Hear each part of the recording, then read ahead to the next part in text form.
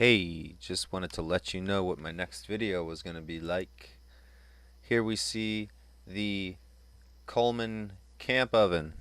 I did this model,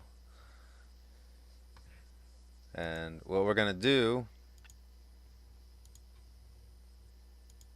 is we're going to weld a steel frame for it to sit on top of, add a propane burner, coat the outside in fiberglass welding blanket insulation, put a steel heat shield on there, and then clad the entire thing in aluminum skin, making a pretty good propane oven.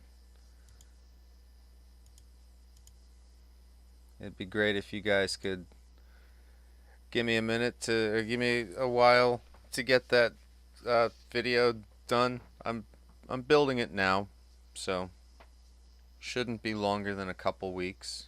We all know this is all a slow-moving process. Peace, love, and waffles.